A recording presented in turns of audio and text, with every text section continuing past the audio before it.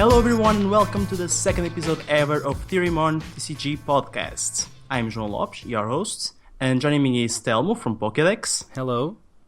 And also we have our first guest ever, is Joe from Omnipoke channel.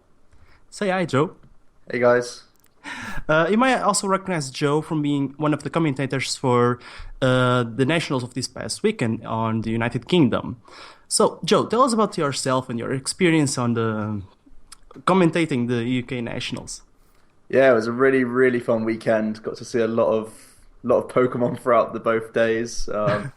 Plenty of good players, good decks, and I'm really on a high right now for Pokemon because I've just seen so much good stuff. And really, it's coming towards the end of the season now, so we can start focusing on newer things. But with such a developed metagame, it was really interesting to see really well-polished lists at Nationals this year. Yeah, you didn't play, but you're already qualified for Worlds, right? Yeah, I'm on 4. I got my invite. I got it back in December. Yeah. I'm on 450 points. So I was just asking so that you could brag a little bit. Okay. Well, you yourself are also qualified, so Yeah, I'm just the noob here. I will try to be qualified on Nationals, though. Okay. Good. So, but speaking of Nationals, Fate Collides just came out. Well, came out some weeks ago, but it's going to be legal starting next weekend. And now we have all the cards for all the Nationals and Worlds. So let's talk a bit about how it will change the meta and what decks will suffer or improve from it. Yeah, the that's new actually the decks. theme for today's podcast, right? Yeah. I'm actually a little bit disappointed because a lot of Nationals are already starting and we haven't got the Fates Collide legal, for example, for the UK and France also, right? And Yeah. Belgium. So I'm kind of disappointed with that, but Yeah, besides I think, ours and I think Germany as well next week. They are also the last cut-off point before Fates Collide. Yeah. that's a letdown. well, we have it, so we can brag about it. Ours is going to be like the first tournament that I know of that actually has the Fates Collide being legal. So maybe we're going to see a lot of innovation and a lot of people getting caught off guard, maybe. That would be fun. Yeah, for sure. So I guess maybe we should talk about some of the big impact cards for some maybe established archetypes, what's already good and how they sort of change up a bit. Yeah. So Let's start about the comeback cards. Hen just came back. A lot of players were expecting this card to come back sooner or later. What do you think it will be changing with N? Telmo? You're asking me. Okay. I was letting the guest go first, but yeah, I can speak my mind about N. Well, I like the card a lot, I have to say. I know maybe this isn't a popular opinion. I know it's a reprint and we are tired of playing the same cards over and over again, but I really like N because I like having comeback cards in the game. I know there's some like Judge and Ace Trainer, but the problem with those is that not all decks want to play it because they're really situational. But N can just be played in any deck, and it gives a comeback feature to all decks, so I kind of like that. But yeah, it's definitely the strongest card from Fates Collide, I think. It's such a huge player. It changes the way we build decks in that it brings more consistency to the early turns, and also, as I said, the comeback feature for later turns. We always have to keep N on the back of our minds when we take a knockout, especially on EXs, so I think that's huge and will change the way that we play. Yeah, I agree with all that. Did you miss the end card, Joe? yeah, I think having to play things like Birch and Shauna this season in some sort of deck has It was so awkward. it's made me pretty sad. So I'm happy to see N come back, and I think most people are, to be honest. There's a lot of skill with N. We do have stuff like Battle Compressor in the format to try and thin out the deck. To sort of defend yourself against N. So I feel like it's really ripe right now so that good players are not punished by N. So it's still a really skill-based card as well as being a nice consistency card in the early turns. Oh, nice. I haven't talked to you about this card, so I'm quite happy to know that both of you guys are agreeing with me. Yeah, we are on the same page. Nice. Yeah. So let's talk about a bit with the decks that will be changing, I think, with N. So this is existing decks that will change with the new Fates Collide set, right? Yeah. Okay. Let's leave the new decks for later. later. Okay. Yeah. So Greninja. I will love to talk about Greninja first because I think Greninja is the biggest hurdle that deck has is a lack of reliable supporters. You just can't get real good draw with Greninja without a huge drawback. For example, even the best supporter, arguably, is Ace Trainer, but on the first turn, on the second even, you can't rely on Ace Trainer. Just can't. You need the draw. Of course, you will play it later for Disruption, but you have no reliable draw outside of something like Chaimin or Octillery that will have a lot of drawback on the late game. And I think N fixes all of that. What do you guys think, Joe? Yeah, I think the biggest difference between N and Ace Trainer is that you can actually be proactive with the N. You always have to wait with Ace Trainer. Like, you could already lose if you only have a throw key. But now with N, you can actually just grab yourself a fresh hand, find like a level ball or dive ball, and actually get set up. So it's a huge inclusion. And I think maybe players still play one Ace Trainer, potentially. But, we were actually talking about that before we started. because so big against Night March. Yeah, exactly. So big against Night March. But at least like 2 to 3 N is instantly included into Greninja. I think the judge that people play in Greninja can pretty much go straight out for the Serperior card. Hal will go straight to 4N. Yeah. And no Ace Trainer. I mean, Yeah. there's kind of like a turn where Ace Trainer is way better. Yeah. But then from then on, it's kind of like not really. So I don't know. Maybe it's not even worth it to play one. I don't know. If you have a consistent game plan, Ace Trainer kind of loses its purpose because it's basically you're against the wall and you have Ace Trainer to come back. Yeah, the thing with the Ace Trainer was the disruption, right? So of course. But you have a consistent game plan, which Greninja I think it doesn't have right now. It hinges a little bit on the luck of the draw. If you draw no supporter or you have to discard all your Greninjas because of the Sycamore, you need a Secret Dash or you'll be stuck for a few turns. Because we play sometimes in my lists, for example, I play a couple of Skyla and a couple of Wally, so they're kind of situational. Sometimes you want one, sometimes you want the other, and it's just better now you have in all situations. 8 good supporters instead of 4. Yeah, it really helps you out against item lock as well. Just because you can't use the ball searches, so you have to physically find the Greninja pieces. So against like Trevenant and even Vespiquen, it's still a pretty bad matchup for you, the Vespiquen deck. But just at least having some sort of out, double the outs basically to find frogs is really important.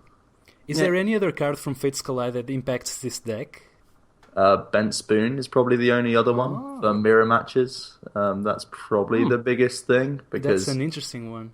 You need to. I haven't thought about it. You get around shadow stitching, so you can still use giant water shurikens to outpower people. That's a very good point. I haven't thought of that actually.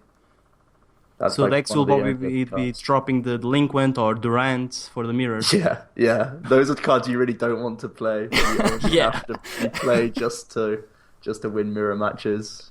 On the stream, there weren't, fortunately, any Greninja mirrors, so I didn't have to sit through any of that over the weekend, but I'm sure some players had to. It's basically every single tournament in Portugal from now on. Greninja mirrors. Oh, dear.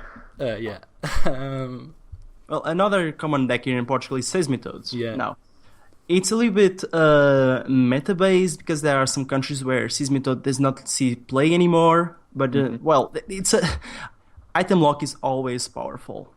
And now we have N to improve the Seismitoad consistency. What do you guys think about the Seismitoad now that it has new threats, but also a new supporter to work around? What do you think, Telmo? I think it's huge. I mean, it's very good to once again have double the amount of supporters, and having actually a different support in that you don't have to discard your resources, you just shuffle them back. Plus, if the opponent took an early a prize advantage, you can knock them back a couple of cards. I think it's wonderful, as it was when it was legal with Seismitoad decks. Yeah, I definitely agree. In my most recent builds, I've been playing like 1 to 2 Misty's Determination. Yeah. Just because I would deck out too much if I was reliant on Sycamore. And you just need to find double colorless energy so much. So N, again, serves the purpose of refreshing the hand without getting rid of all the resources. So in terms of getting N back, it's really huge for Seismitoad, but there's still plenty of new cards that can potentially hurt the deck. That's actually one of the things that you mentioned about N, the fact that you prevent yourself from decking out sometimes. It's also something that might help this deck a lot, because there are some games where it actually loses by decking out. Yeah. So it's also another thing that it improves a little bit. But yeah, as you were saying, there are some cards that from the set that make Seismitoad hopefully a lot worse. I'm saying hopefully because in Portugal we have like a million Seismitoad decks. I Every agree. single tournament. I agree. Seismitoad, well, you are so forced to draw, and discard all your resources. Then in late game you might need them, and improves all that. Yeah. But we have now a lot of decks that might show. We don't know what decks are going to be good or just fun. And we have Marowak as a possible tech against Seismitoad. Do you guys think it will see play, or is just a niche card? I really don't think it will see any play, personally. I know a lot of people have thought it's going to be really good. I think I might play it as like a 1-1 line if I'm playing already a fighting deck that plays Karina, because then you can actually search it via a supporter. A lot of people are saying they're gonna maxi into Marowak in loads of different decks, So and far-fetched. I don't see it working, to be honest. Like, I know a lot of people are saying Night March, but this past weekend and in previous tournaments, I know Medi Haffy, he played just a 1-1 Vespiquen to deal with Seismitoad for the Night March deck, and that was just way more effective, and it's more effective in pretty much any other matchup because it's a free retreater and it can do like near equal amounts of damage, and at least helps you in non-EX It's always an matchups. attacker. So yeah, exactly. And also draws you cards. Yeah, it's that's much very more important. versatile than the Marowak. So if you're making a 1-1 space for Marowak Maxi, it may as well be Vespiquen. So I don't think Marowak's that strong. When I first saw Marowak, I was super hyped, because as a Night March player, Marowak kind of fixes the only, I'm saying only in quotes, of course, the only problem that Night March decks have, which is being under Seismitoad lock. Well, actually, Trevenant is also a problem, but there's really no way around that. So I was quite happy that we would have a weapon against Seismitoad decks, but the fact that, actually then I played with the card, and it's actually not that great. It's kind of awkward. Both, with Maxes you kind of have to play a certain way, which you don't really want. Sometimes you have to discard double colorless energy really early, and you really don't want to do that. Or you play like single Puzzle of Time just to get the hand down. That's really hurts. That's really hurt. That breaks my heart. I agree. Playing the basic, I mean, it's a little bit better, but it's still sequential. You have to play them a certain way, so it's definitely not perfect. And once again, it's not perfect, because then they can also get a Garbodor out. Some Seismitoad decks do It's that. very vulnerable. And you also get locked out of items again, so I don't know. I agree. I don't think it will see play. I am glad that it's out. It's one of those cards that, even if it doesn't see play, it's good to have available. Because if something comes out and it's totally broken, and it messes with some effect on you that you are totally locked, you have Marowak to take against it. I mean, I'm only talking about Night March, obviously, because it's, I think, the deck that suffered the most with Seismitoad, but you can obviously play it in other decks. That's the first thing. But the second is, this is a pro, but a con for Marowak is there's other types of item lock in the format which are actually quite decent, like Trevenant and Vileplume, and Marowak does nothing against those, so... Yeah, I also think it's actually more useful against Giratina if you ever gets too good. Because there are a lot of decks that are reliable on... They are dependent on special energies. Yeah. And later we might get some decks that need stadiums. And Giratina blocks all that. And Marowak is a good thing to have. Again, I don't know. Even if it doesn't see play, we have it. I think Giratina needs Magus to be good for it to be good. Yeah. More than special energy, because it's kind of awkward when you attack a Night March deck and they get rid of both of your energy in the same turn. What do you guys think about the Barbaracle potentially being an Archie tech in Night March instead of the Marowak? I think that's worse than... Yeah. But it gives you the addition of being good in mirror matches and against Vespiquen decks. That is true, but the problem with the card that obviously I have is the fact that the stadium has to be yours. Yeah. And if you're playing the mirror and you're not the first to drop down the stadium, that's it, right? I mean, it would never work. Yeah, I just wanted to see... If you do drop the stadium first, they are forced to play X-Maniac every turn. That hurts. And then they can't play Mew either, so it's starving them of always special energy. Yeah. Actually, we can move on to Mew, if you guys don't mind. Because I don't think Mew is going to see play in Night March decks. I just don't. Are we still talking about Seismitoad? Oh, no. We have this here under Seismitoad because it's obviously a potential threat against Seismitoad decks, I guess. Yeah. But I don't know. Sorry, go on. You don't think Night March will play any Mew? No, I don't. Because I think they're definitely going to play one of. I don't know. Yeah, I can. Yeah, obviously I can see it as a one-off. But there's so many matches where you need the X-Maniac, and there's so many. It doesn't really fix any problems that the deck have. Honestly, I'm never playing Night March where I'm thinking, wow, I really need another attacker. I always have them.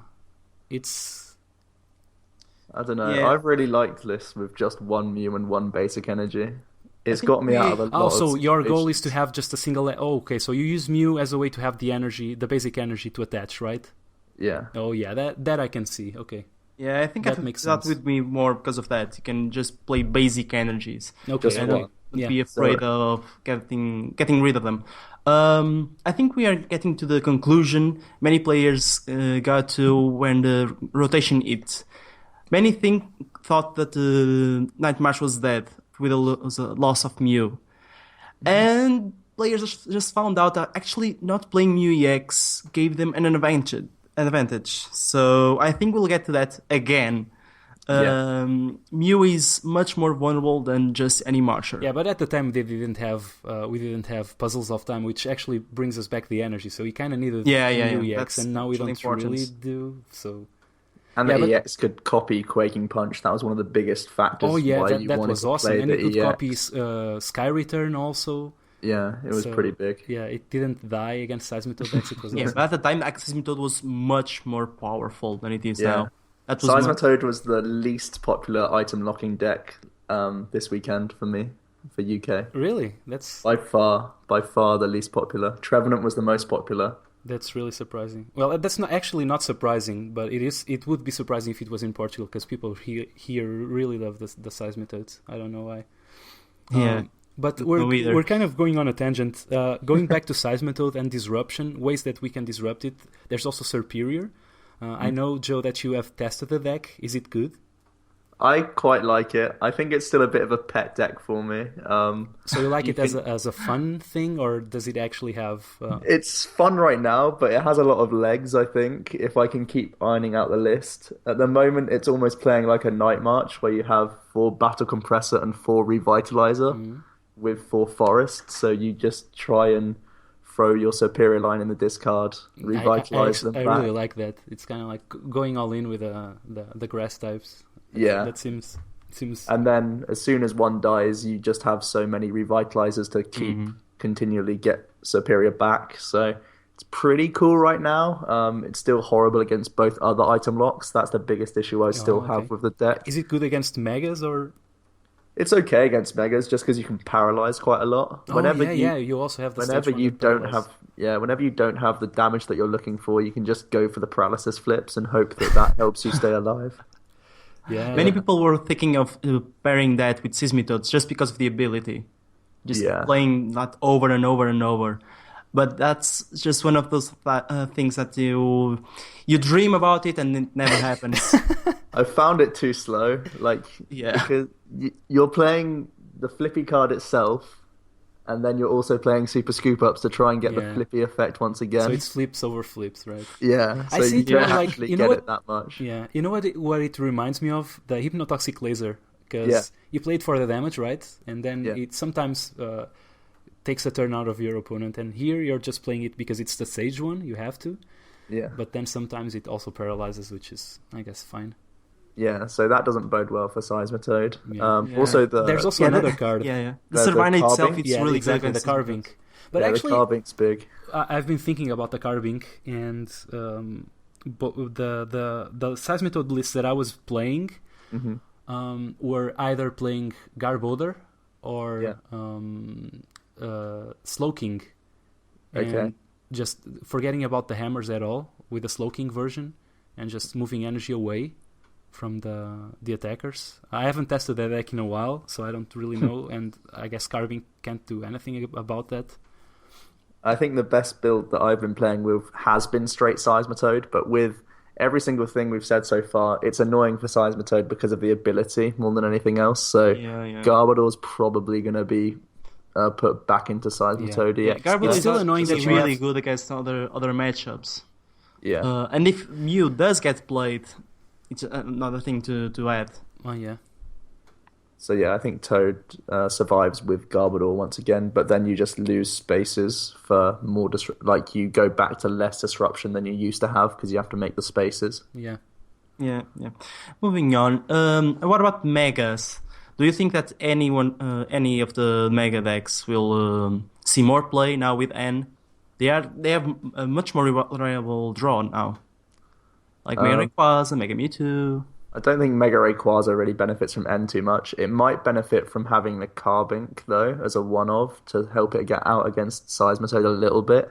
So you can just keep one basic energy on. So then every DCE should net you 2 prizes, which could be pretty cool. Yeah. Isn't it good against Rayquaza? What do you mean? The Carbink? Yeah, good against... the Carbink. Oh, the Carbink? The yeah. Carbink doesn't affect Rayquaza. You're talking about the Safeguard one. Oh no, I'm talking about the Energy Keeper, the Safeguard one. Oh. I think if you play two Hex Maniac in your Rayquaza, which you should already be doing, I don't think it affects it too much. But if they start putting Focus Sash on their Safeguarders, that's when it becomes a bit of a pain. Yeah, I agree. That is true. Although if I do like the fact that the Carbink hits Jolteons for weakness, so there's that. That's fun. Yeah, it's cute. And Mega Mewtwo? Mega Mewtwo's unplayable right now because of its typing. Yeah, it's Night March once again, right? Completely. And even Trevenant. Yeah. Ooh, if it ever became a threat, there's Mew to counter it, so there's always Night March. Poor Mega Mewtwo. I'm not giving up on Mewtwo. After the rotation, if it happens, I think it's going to be good, but let's not get ahead of ourselves. Anyway. Alakazam is better than Mewtwo in a world without Night March anyway. Is it? In my opinion, yeah. Alakazam without abilities just dies, isn't it? If you play one X-Maniac, you just gain a turn. Another X-Maniac is another turn. Yeah, but Alakazam. I don't think that's what makes the difference. I think the pairing, the matchups are potentially going to... For example, I think Mewtwo has a way better matchup against Greninja decks because of the healing factor with the Stadium. Mm-hmm. And yeah, I mean, the Greninja player shouldn't be playing into the damage of the Mewtwo. It's the ball's in the Greninja player's court to see how well they play around damage change, because if they play smart, they can do 150 damage with just the abilities alone. Yeah. And if they're playing Muscle Band, they can one-hit the Mewtwo just straight off the bat. So yeah, you're right. Yeah. The problem is that Mewtwo is much more faster at setting up than Greninja. And if they also play smart, then they'll have always 2 Mewtwo's, and it's really tough matchup. Yeah, fair enough. Mewtwo for now. Yeah, Mega Manectric and Mega Sceptile are the ones that are solid enough to stay, well, not as competitive as some decks, but it's always some decks to consider. I don't know about... Exceptal is a counter always. I don't know about Mega Some Manectric, decks. man. I think with all the fighting support that's coming, I wouldn't be caught dead playing Mega Manectric. Yeah, that scares me. I think Mega Sceptile is probably going to be the most popular Mega we see, Yeah. as Greninja stays pretty well hyped. It's already So good right now, right? I mean, Yeah, a couple of Yeah. people played it in the UK. Only a couple, but both of them, I think, made top 16 or at least had very respectable records. I think they ended up playing each other as well, which didn't help their chances of cutting. But like with Fates Collide, Theta Stop is still really good against like Greninja, but then you have the good typing again of like new introductions like Zygarde Zygarde, decks. Yeah. exactly. So, and gaining that might N be means some- you don't have to play Birch or Shauna, which I always had to used to play in Sceptile, so that's pretty good. Yeah, totally agree with that. I think Yeah, it's the best Mega deck that we have right now. Hmm. It doesn't have anything to give it a hard time because all the other megas are, well, mediocre. Oh, In there's also US, another Mega card. Rayquaza, it is played, but not anywhere else. There's also another card that's pretty good for Sceptile. It's a card that I wrote off when I first read it in the set. I think is it called Energy Recycler Pouch? or something? That's Where the you- pouch. No, it's the item Oh, card the one- that lets the- you pick up as many as you like. Yeah. Oh, Why do you say yeah. that? I haven't thought about that. Why do you say that? Because you don't have to pick up all the energy. You pick up Yeah, as many yeah. as you like, so Okay. you can pick them up just to get extra heals with Oh Mega yeah, Sceptile. because Basically a max oh, potion Yeah, that's with really the attack. smart. Yeah, so haven't that could thought be a about that, nice yeah. one or two of, almost like a max potion, and it lets you rearrange, like just to sort out your board a bit better. You can do all sorts of tricks. I don't know. I haven't seen really that many Sceptile decks. Are they still playing scoop ups? They should be. Okay. Yeah, they should Well, be. they're basically free max potions, so that may be the edge Sceptile needs to be a top contender deck. That the energy, the thing getting the energy back. I don't know the name of the card. Yeah. I'll search it really quickly. You guys carry on. It's that I haven't thought about that, and it actually seems wonderful. That's why we But I have will Joe test here. it. I will test it now. That's why we have Joe here. Yeah. So I think we can move on to the new decks. No. the new stuff. Let's first. What? There's still a couple of big decks to talk about. Yeah, I agree. What did I miss? Do you want to go, Joe? Vespiquen and Trevenant. Yeah. We didn't talk about it. No. Oh, sorry, my bad. So, go on, Joe. Go on. So I mean, the deck itself doesn't gain anything. It won the UK National, so I think I'd say it's a big deal, right? Oh yeah, it's a bit like, and literally there were hardly any people actually playing it, Yeah. and it was just. Have you seen the list? Have you heard about the list? I saw him play, so I know a lot of. I'm kind of like missing one or two cards, maybe. So Yeah, but I mean the biggest deal was he's not just playing Sycamore. He played Sycamore and then misses he played. determination and He judge. played, yeah, he played loads of these wacky one-offs like Yeah. Lysander, AZ, Judge, Misty, all of those. I saw And, one of the games it where was he really was good. getting them back with Bunnelby, Yeah, and it made sense in that it game. was It made such a sense. such a cool play. Tomar's a really Yeah, good it was, player, it was. and the list is so solid. I think that's going to be the new sort of starting point for players trying to play the deck. But because N comes back in the format, every other deck has more outs to Vespiquen and Vileplume. Yeah. So the deck gets weaker without the list changing at all, just because other decks are more prepared now, in my opinion. Just because of N. yeah. The biggest change is you can just play out your game plan. You can arrange your hand to be like Lysander this turn, DC the next turn. If you get N to 2-1 cards, you might lose the game because you are locked. That You might will be a block problem, yourself. but I don't know if you're really sculpting your hand when you're a Vileplume player. I think you're playing with the cards that you get, right? I mean, you're also... You sculpt your deck, not your hand. That is true. Yeah. You thin out your deck to the point that anything you draw is useful. But if you happen to have a few item cards left in the deck and you lose your DCEs, you might be not playing for 2-3 turns. You know what That I is think possible. about this deck? I think it's it's not for everyone. Honestly, I'm saying this with Tamao is obviously a awesome player, because I was playing the deck that same weekend. I was playing a deck in our local games store, as Ron knows, and I was playing Vileplume Vespiquen. Obviously, my list was a little bit different, but I got like 2-2, and I dropped. It was terrible for me. I don't know how to play the deck. There's honestly. so many. There's like 40 decisions on your first turn, and at any point you can make small errors. And there's a lot of skill to speed decks. Yeah, it's pretty good. By the way, it's called Energy Reset, that card. Oh, nice. So it's a pretty obvious name, actually. Yeah, I could have guessed that. Energy Reset, okay. You get to reset your energy. We still have some other old decks like Trevenant. Does it change a lot? I don't know, really. The top 8 deck that was piloted by Daniel Melrose, he played 4 Battle Compressor in his list, and I've not tested Trevenant? that. Yeah. Wow. Just to get the VS Seeker Wally, so he had so many outs for the turn one. Wally. Okay. Yeah, but it meant that he didn't play a lot of things that you might consider staples. Like he played no Team Flare Grunt, he played no Headringer. He was all in on the Wally pretty much. So interesting to see that, but I don't think it really gains too much from the new set. Okay. Does it lose anything? It doesn't really lose much either. It doesn't have any like bad matchups coming from the new set. It likes Zygarde decks, I think, just because naturally it has resistance, and there's nothing that really threatens it right now. So a new good matchup is pretty good for the deck. Yeah, I agree. And I think the biggest threat now is really N, just because of the consistency it gives other decks to get something out, even with the trainer lock. But it's kind of a setup deck, right? I mean, you mean because you have more supporters? Yeah. Trevenant wins many games just because the opponent draws and passes back. Because if they don't have supporter, they don't have items. Yeah. And they don't play, okay. But if they have 8 good supporters, there's a big chance they will draw something. Yeah. Because even like dark decks can lose to Trevenant by like not hitting Zoroark pieces. Yeah, so right. with double the outs, they should be able to navigate the matchup a bit better and deal with Trevenant.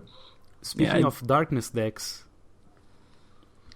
what happens to them? I think they stay the same. Really? Because there's fighting resistance, maybe.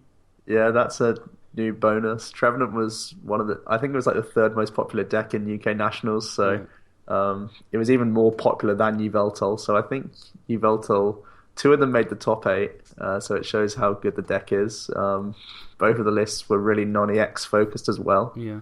That's probably the direction we're seeing it take right now. Like just going straight on with the Zoroarks and the baby Yveltal, right?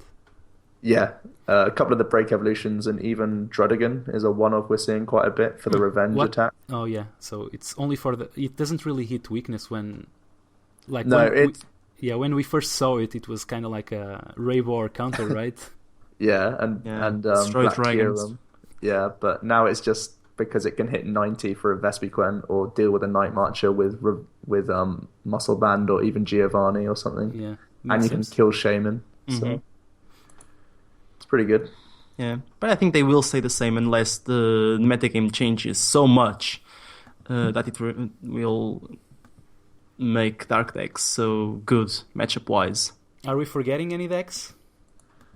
We've covered a lot of Night March. Do you want to talk about just how many Mew people are playing, I guess? Like, I know you want to talk about how many Hex Maniac the Night March play now that Mew is a possibility, or can you still play any Hex if people are playing Mew? The Hex Maniac is now a paradox with Mew. It's really fun. I personally think you can't play the deck with less than 2 Hex Maniac in this format. Yeah, it's always a struggle because you really need the spaces for everything else, but Hex Maniac is so good and so important right now. Especially with all the Greninja decks around, you kind of... Night March might not change at all.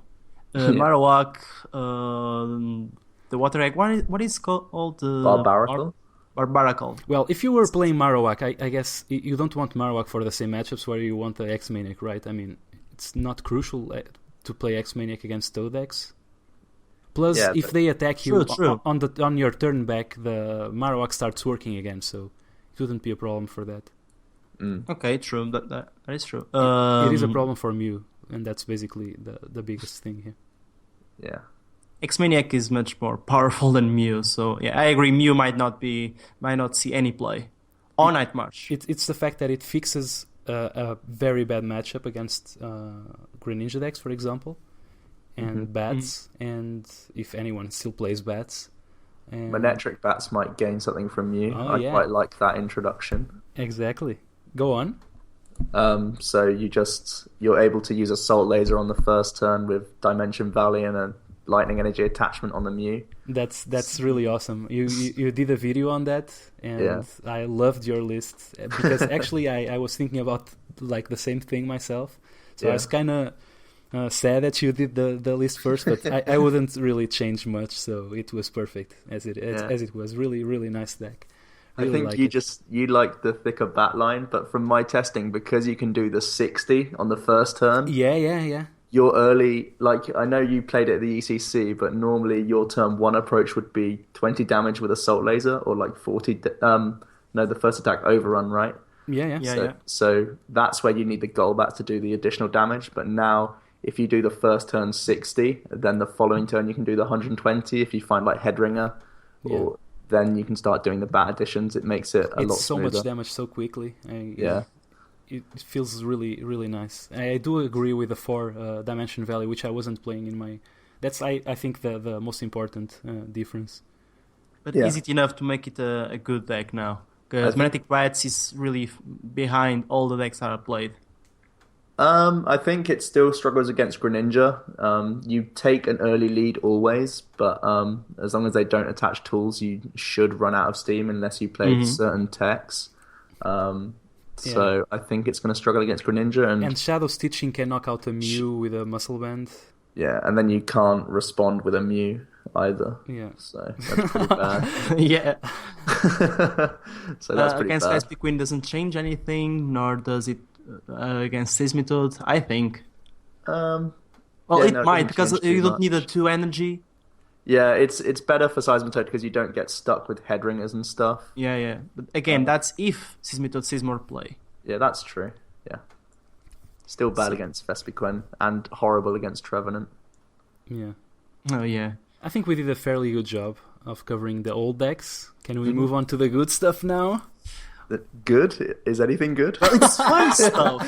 Fun stuff, at least. Yeah. New So stuff. let's start Touche. with the MVP of the new set, Alakazam. So, no one seems to find a good list of Alakazam. What do you guys think about the deck? Joe, you can start. I've seen a lot of people play bats with the Alakazam deck. Oh, that's such a mistake. I think it's so horrible. So many times we've seen people try and incorporate bats with megas, and it's so many things you need to search out in such specific orders that it's just horrible. I remember It's a mega that needs even more items. I remember even Manectric used to sneak megas in. Yeah. When Sceptile first came out, people wanted bats. When Houndoom came out, people wanted it with bats. So I don't see why Alakazam, even though there's obvious synergy, it doesn't help the clunk of the deck. So you just want to have Hooper and Shaman, and Absol is one of the most important techs for that deck for getting quick output. Yeah, totally agree with that.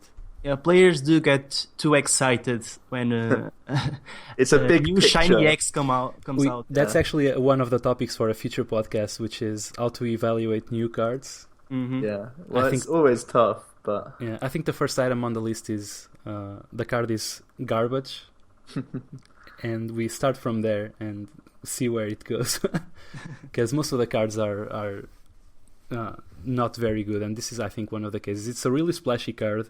People want Alakazam to be good, right? And it does seem like it combines well with itself in that it does damage, spreads a little bit of damage, and then its own attack does more damage the more damage counters are on the opponent's Pokemon. But yeah, it's a little bit too clunky. Plus, there's still the weakness to Night March. It's just like when I look at every matchup, you don't like your Night March matchup that much. You don't like Greninja because you run out of steam quite often. Yeah. For dealing with 6 physical prizes, especially with such high HP on the breaks, it's really tough. Trevenant is terrible. They Trevenant's unlock you, Trev. they hit you I for think weeks. if you are Balzoom's thinking of a deck horrible. and it loses against Night March and Greninja, you can't work anymore on that deck. Yeah. But the ability is really strong, so keep an eye out for Alakazam when But full if match X Maniac rotation didn't ever comes. exist, but it Rotation. does. Yeah. We'll have a podcast about that when that happens. So maybe next season we'll see Yeah. Alakazam. So the fighting stuff, we have a lot of new toys for fighting decks. What do you guys think about it? We're gonna see Carbink paired with the Zygarde, Lucario. Tell me, you have been building a lot of fighting decks, and I know you love Regirock. Why don't you start? Fighting types have been. I don't know why. All the Pokemon that I like seem to have strong fighting cards. When I started playing, I started with Landorus and all that. But yeah, I don't know. I think there's so much fighting stuff that there's bound to be something there, right? I mean, between Carbinks and Carbink breaks and Zygarde with the power memory, we still have Lucario that draws us cards. And they both have different weaknesses, so that's also something good for that. There's Regirock, there's Muscle Bands, that's Fighting Stadiums, there's Strong Energy, that's Corina. It's so many stuff that I think the hardest thing is going to be to get to the perfect list. But I think there's so much there that there's bound to be something good.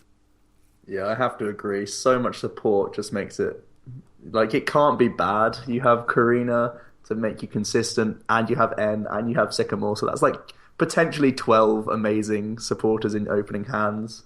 So easy to get into the break evolution to get the energy acceleration. Safeguard can be good, even though we're in a fairly non-EX based meta. For those matchups, it's still pretty big. It's just what you pair with the Carbink, because Carbink should be in almost everything. It's just what you really want to pair it with. I think Zygarde, in my early testing, it does do like this big explosion to the active Pokemon, but we don't really need that right now because there's a lot of non-EX decks and a lot of item locking decks anyway, so I don't know if we just need that big face damage at the moment, so I'm looking at different attackers right now. Yeah, that's my problem with all the fighting decks. It doesn't matter if you do 1,000 damage to the active right now. That's not how the meta works.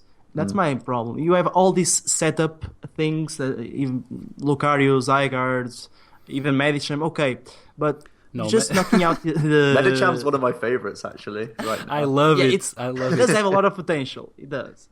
But oh man, it's strong. when you can continually get 2 strong energy onto a Medicham, it is a threat. Yeah.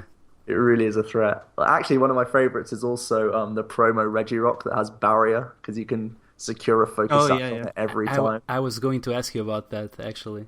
Yeah, it's because really you built the deck for expanded, right? Yeah, I really liked it in expanded, but it looks definitely different in standard, and I'm going to do a profile of it soon anyway on channels. We will be waiting on that. I think I know where you're going, because in expanded you have the scramble switch to change the energy. Here we don't, so you kind of have to rely on Carbink to bring some energy back. That's right, yeah. So, pretty much. Although it is really interesting strategy. So, other stuff. You've talked about Serperior. Let's talk about Lugia Break. Do you think it's any good? It will be considered in any deck? Well, we know the regular Lugia is pretty much a reprint of Bouffalant with plus 20 HP, which is really relevant. And also it's got better weakness resistance right now. So against some matchups, you'll have like a minus 40 on you to make you pretty tanky. And especially because we have Fighting Fury Belt, that thing can get really annoying for some decks to overcome. Definitely the fighting-based decks. So I think that card might be like a splashable one-off in things with acceleration, maybe even in the fighting decks if you're considering mirror matches. Kind of feels like they dropped the card in the set for that reason, doesn't it? I mean, it's like minus 40 against fighting decks. It's kind of... Yeah, that's kind of cool. I don't really like the break too much. Yeah, I agree. I mean, I've seen some lists where people play like Bronzong to charge it.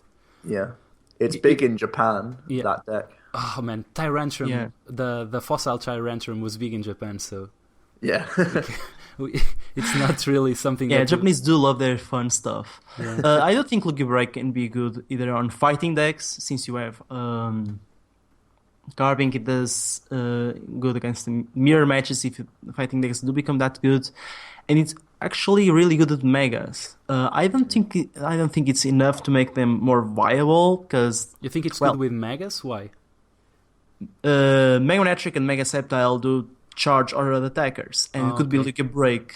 Oh, you're can talking play about like- the break. Okay, so Because you can play 2 of the regular one and then play 1 break, okay. for example. My Use problem- it for the resistance. Yeah, my problem with With the break is Mega just Matric. the fact that it doesn't outright kill anything. Well, it can knock out 170 HP Pokemon if you're playing Muscle Bands in there. But you lose the HP from fighting Fury Belt. It just reminds me of playing Ho-Oh in Mega Manetric, and I think it doesn't really offer enough. Yeah, Especially like the whole time we've been having this conversation, we've been going back to the fact that we're getting more and more towards a non-EX based meta. That most of the time Lugia's hitting for 60 for 3 energy, and that sounds pretty horrible. yeah, you're totally right. So yeah, like it's a good one-off, like the basic, but not much more than that, right? Yeah. Yeah, we do have an interesting one. Bronzong Break does knock out more than 1 Pokemon. Well, potentially. What do you Bronzong guys Break think? is my next deck, my next video, which will be up before this podcast, hopefully. Can you give us spoilers? It's super fun. It's really good against people that are playing Night March and are not expecting you to take like 3 knockouts on the same turn. But it really struggles against EX decks. Any EX deck doesn't even need to be a Mega. Do you play any Target Whistle in the Bronzong Break deck? My list, no, I don't. I'm just going. Maybe I should, but I'm just going crazy with the Bronzongs, and there's really not much space for a lot of stuff because I'm playing a very thick line, like 4-4-3 line. Oh wow! Okay, Yeah. so that's him as the main attacker. Yeah, I'm just building the craziest Bronzong break deck that Wow. I can. Push I was the thinking about boundaries. 1, maybe yeah, the 2, thing- but the- 3? Sorry, I didn't get. I was thinking about 1, maybe 2, but 3. You know, this is okay. I'm going on a tangent here, but just like a quick thing. When I'm building the decks for the new sets, and the expansion came out like really, like not that much time has passed since the expansion came out. So Recent, I want to push the strategies and see how far they can go, you know, before we start mixing other stuff in. I want to see how crazy can we go with Bronzong Break, like playing a 4-4 line of Bronzongs and just trying to get 4 energy every single turn into play. See how all that works, because after you test it out, you actually see what that is good against, what that struggles against, and what can you do to make it better or worse. And I think that's useful to see in the early days of an expansion. Yeah. That's why my first decks are like the last deck I built as of today is like the just going on crazy with the Carbinks and the Zygardes with the power memory.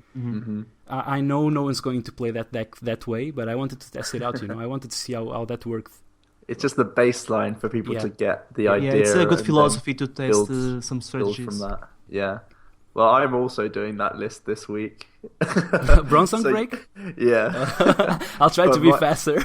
mine's only playing. I think already the list sounds so different. Mine's playing like a 3 and then a 2-1 split of the Bronzong because I think the actual Fates Collide Bronzong, Yeah. the stage 1 version, is actually pretty cool. Yeah, I agree with because, you.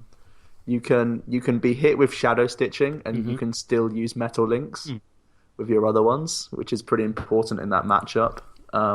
Also, you can avoid all damage from Silent Fear. So just having this one Bronzong makes you way better against 2 very popular decks. Yeah, the matchup against Trevenant just improves like crazy.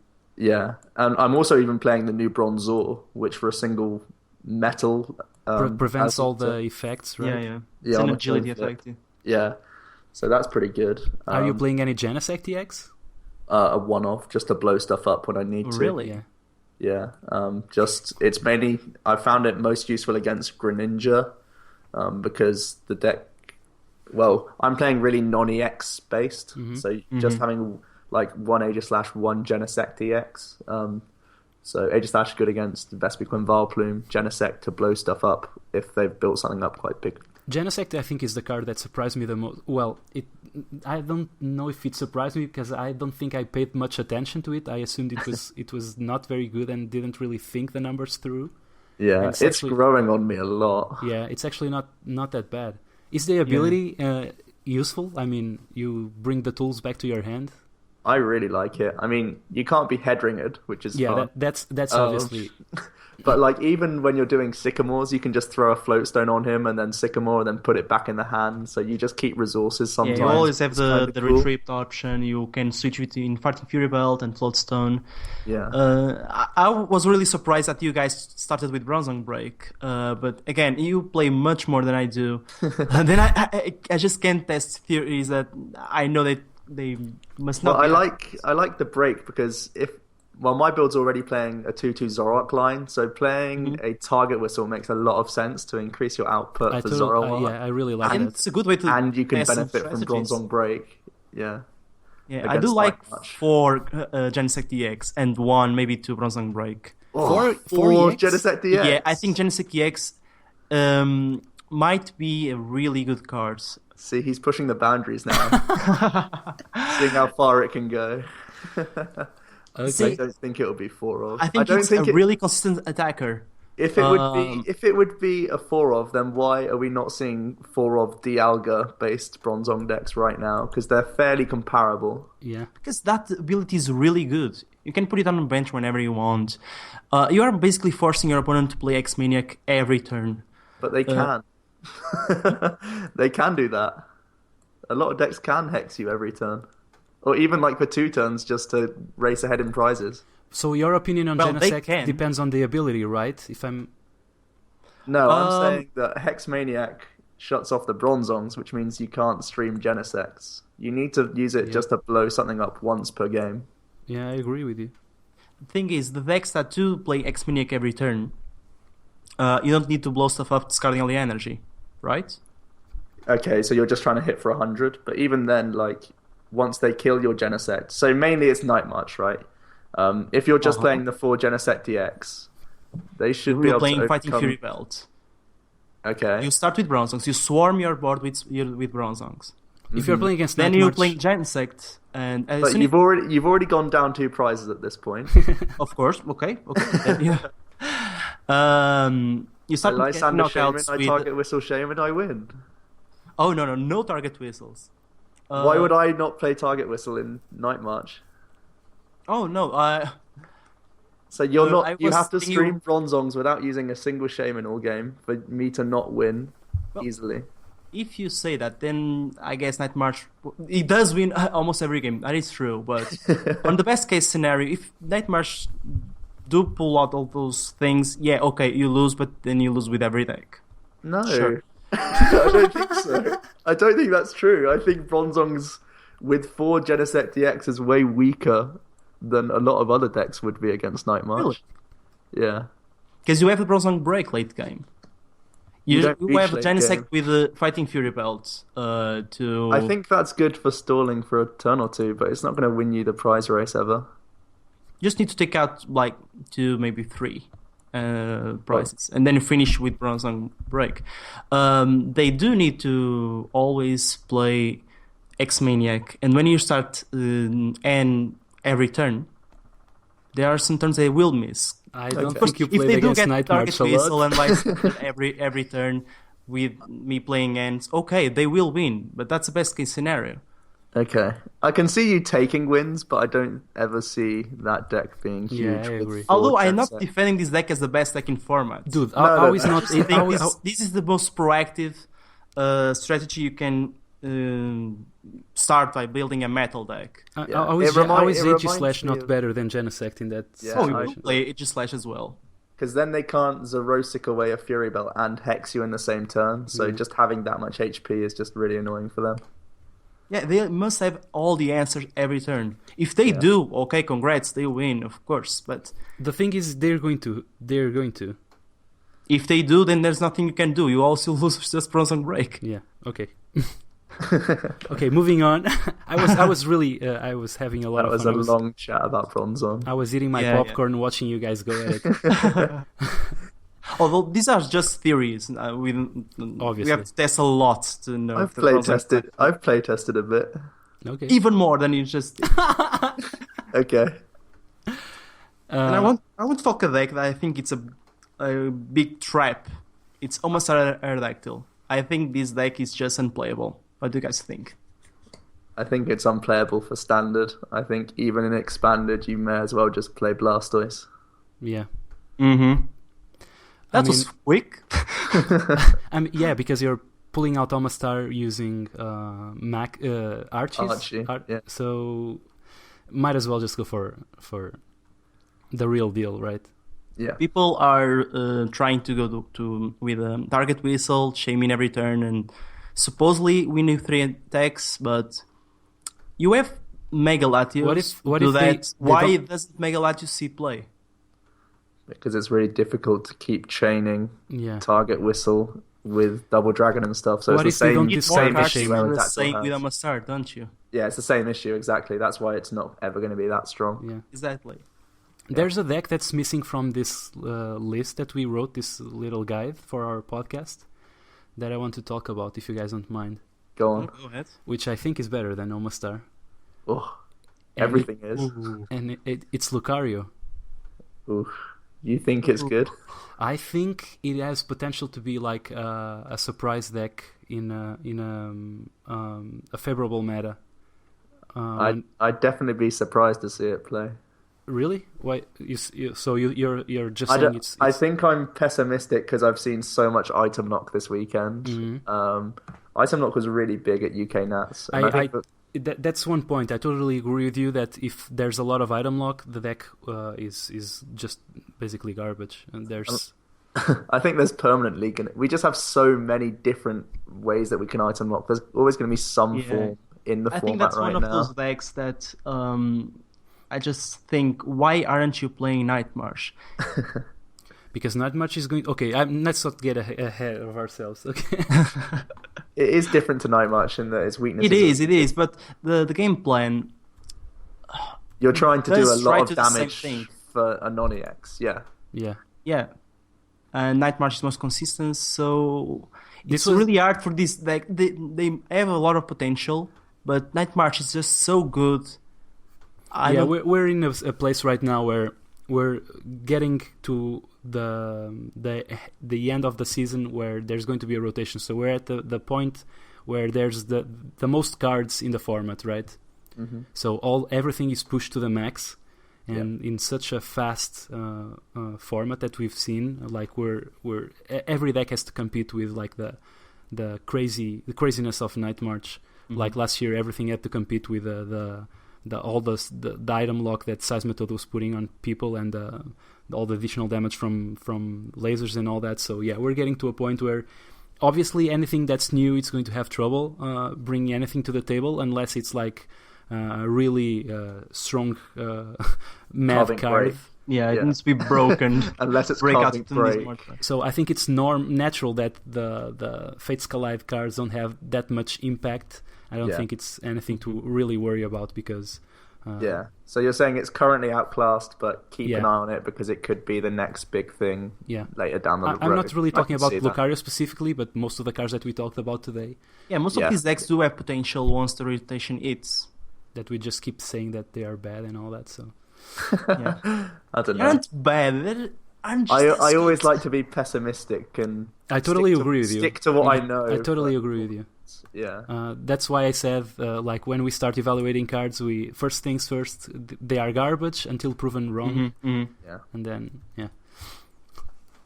Well, I think that covers most of the stuff. Am I missing something? We can talk about N in a more general sense if you'd like. Okay. We are already at like 1 hour going in, so we have to kind of hurry, but go ahead. Yeah, just a little bit commentary on the end. Joe, you want to start? Yeah, I just think a lot of people have been flaming N for getting the reprint and why is it? It's really? so like it. Yeah, I think there was some outrage as soon as it first got dropped. Definitely, at least on Verbank. I know that doesn't really reflect a lot of players' opinions, but yeah, here the people just love N. But I think people have always been annoyed by going down to one card with the N, but it just says, you don't always have to play the aggro deck. You can be the person doing this to someone else. So I think it rewards good play, and so it makes people consider different things. It makes you play out your hand. Sometimes you play certain cards just because you're worried about being end without any intention of increasing your board state, or sometimes even lowering your hand size just so that you play around end, make your opponent think you have a bad hand, and when really you really don't want them to end, but you just have the specific 2 cards that you need in the hand that you're sort of clutching onto. So I think N is it rewards skillful players, and I think the format's heading back into a very healthy position with such a great supporter so that everyone can actually get set up, and we see a lot less people losing just because they didn't draw into Sycamore in the opening couple of turns. Yeah, well said, well said. I totally agree with that. I can even, while you were talking, I'm just thinking that I think I like N more than I like Sycamore, actually. I don't know, man. Sycamore's pretty good. It's not, no, I'm not saying it's better. I'm saying I like it more as from a designer standpoint. I'd rather see N instead of, I think it creates more interesting gameplay. Yeah, definitely. Than Sycamore does. Conceptually, it's really good. Yeah. I don't agree, but I ate Sycamore as well, so it's really bad that Sycamore's. We need the draw right now because Joe, sorry, fast. Sorry, João. Joe, when did you start playing? Back in Stormfront. So what's that? 2000. We didn't leave the old EX days. Yeah. Okay, so you've been playing for a long time. I'm just saying this because João is, I think, talking from the perspective of someone that's been around for a long time, and back in his day, there was no...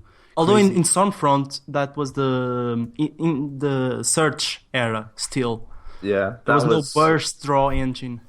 Yeah, that was a beautiful time. I'm totally out of my depth here. I played a lot of...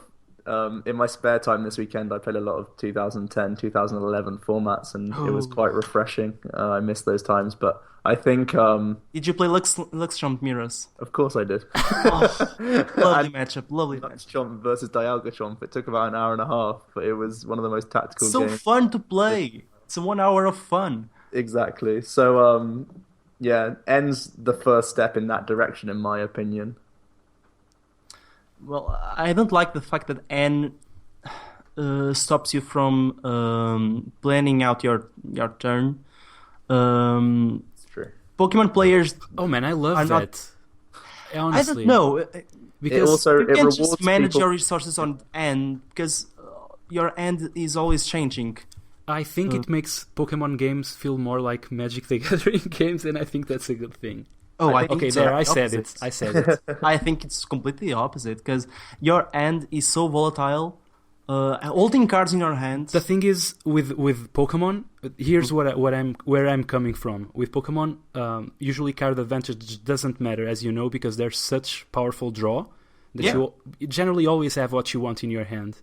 In Magic the Gathering, that's not the case. You kind of have to hinge on the probability of drawing a certain card, of stuff like that. You have to count on how many cards you still have left, how many outs you still have left. With N, you might lose everything that you have in your hand, so that probability game kind of comes back into it again. Although you still have a lot of ways to draw, you kind of sometimes lose them, and you kind of have to go back to the probability game, And that's why I think it's a little bit more magic-y in that sense, in that the card draw matters again, because you might get end and you might lose what you the hand you were sculpting. I do agree, but at the same time, it can reward newer players without them even knowing, because they're playing. That's definitely true. That's the catch-up feature. A lot of players will play every card that they see in their hand, and when they have nothing left playable in their hand, they will end their turn. So people, experienced players, definitely in this format without N, they'll hold Ultra Balls because they know they can get things the following turn without their hand being disrupted. So newer players will not understand why, like they're not getting punished for certain things. Yeah. So it's weird that it'll have this interaction against highest level players as well as lower level players starting out. But it's one of those interesting interactions where even higher level players will sometimes have to make choices that look bad, but because they're so paranoid about ends on certain turns. That does make sense, actually. Yeah. So it's a strange interaction. I agree, but I do not like the fact justifications be like, oh, I was worried about an end. That's why I wasted this resource on the certain turn just because they don't want to get end. And it's really is going back to having to read your opponent and his hand size and what he's looking to do the following turn. So again, that's a skill that some players won't even know in a time before N. So it's also a new skill to develop. Yeah, I don't like the fact that players have tunnel vision when it comes to cards like N. First, they always complain about N to one card and on drawing what they need, or the opponent drawing a Sycamore from the deck, and they never realize how many times it happened on reverse. Yeah. It's the same probability, and players always complain. People always complain about everything, man. It's like Jirachi. Oh no, you play your Jirachi, it gets captured, you lose 2 prizes. It's garbage. But then at the same time, if you don't have Jirachi, you could level ball for a supporter, basically. So I don't know, man. I think people complain about having too much draw, about having not enough draw, about getting end, and I don't know. I think people complain about everything. It is. It is true. I would really like to see another type of supporter. I think it would be really fun if you had Professor Oak's New Theory and Ace Trainer instead of N. Professor Oak's New Theory would be excellent. Professor Oak's New Theory is the definition of a balanced supporter that everyone would love. I don't think no one can be angry to see a reprint of Pont. But... I haven't played with them. I've got them for Legacy, but I haven't played any Legacy deck yet. So it's glorious. Okay. It's the best supporter you can play in any turn. I'll take your word. But yeah, we'll take N. I'll definitely take N. Yeah, it's better than nothing. I don't have to play Birch anymore. Yeah, so. that's a relief. Yeah. Okay, guys, we have gone, I think, for quite a healthy amount of time for our podcast today. So I think we can close out. Anything that you gentlemen want to add? I'd just like to say thanks for having me on here. Do you want to plug your channel? Oh yeah, I have a YouTube channel called OmniPoke. As if anyone doesn't know, right? Yeah, MONIPOKE. Myself and my friend Jack. He actually he top 16 Nats, and he also won the regional on the day 2 event. So he actually got himself 250 points this weekend. So mad props to him. That hurts. It's pretty good, right? Yeah. Now he just needs league challenges to finish out his invite. Hopefully he will, right? And he's played so little this season just because he's got A levels. But just this weekend alone, 250 points. So we're okay players, I guess. Yeah. So props to him as well. Thank you so much for joining us, Joe. No problem. You're awesome guy to have around. Obviously, the amount of awesome innovation you showed us today was I think awesome for the podcast and for our listeners. So I hope you guys appreciate that. And I don't really have anything to add. João, do you have anything to say? I think we said it all. I'd like to thank again Joe for joining us today. And that's all. Bye.